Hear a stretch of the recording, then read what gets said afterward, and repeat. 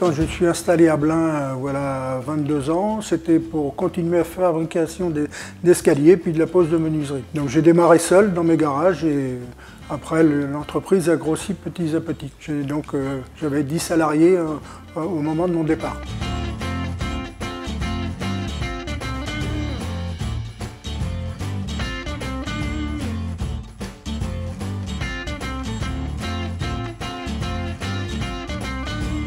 Aujourd'hui, jeune retraité depuis le 31 août et puis ça se passe très bien.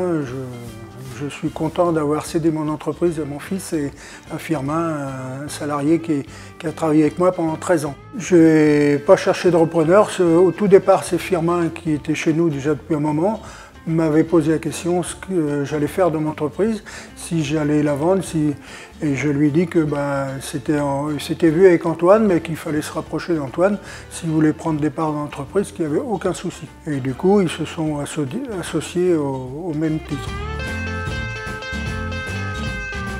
Antoine, le fils, était chez un collègue en maison Saturbois et je lui avais toujours dit si un jour tu veux reprendre l'entreprise, il faut absolument que tu reviennes avant que je parte pour te transmettre quand même que tu connaisses les clients et les fournisseurs. Ça fait à peu près 7 ans qu'il est revenu.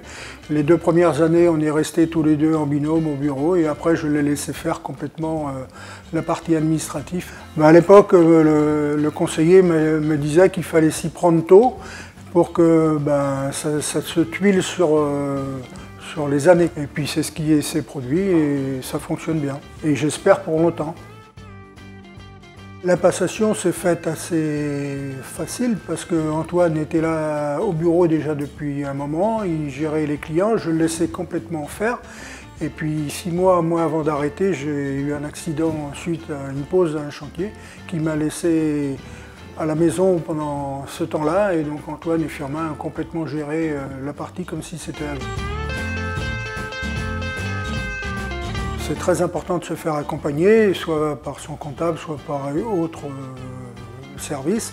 Quand on quitte le navire, il y a tellement de choses et de papiers à faire, je pense qu'on a besoin de son conseiller qui nous dit les démarches à faire en temps et en heure.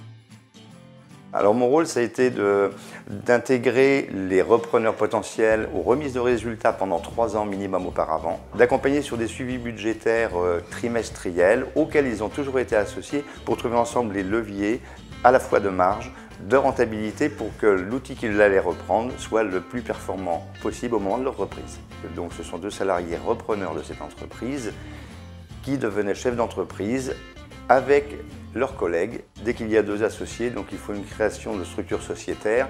La SARL était la mieux adaptée, éventuellement SS, mais SARL a été retenue pour eux. Et derrière, le budget qui a été prévu permettait aussi de pouvoir financer la rentabilité de l'outil.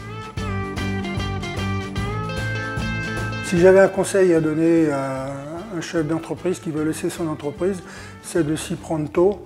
C'est pas une baguette de pain qu'on va acheter le matin, non, il faut absolument que la personne soit intégrée dans l'entreprise, qu'elle voit les difficultés et puis les bien-être de l'entreprise, savoir où il va, où il met les pieds surtout. Je leur ai laissé la place complètement, il faut faire confiance aux gens et puis ça se passe bien, quoi. Non, ça s'est passé très bien. Il faut savoir laisser sa place et il ne faut pas s'accrocher, surtout pas. Et aujourd'hui, je suis un retraité heureux, je ne demande qu'une chose, la santé.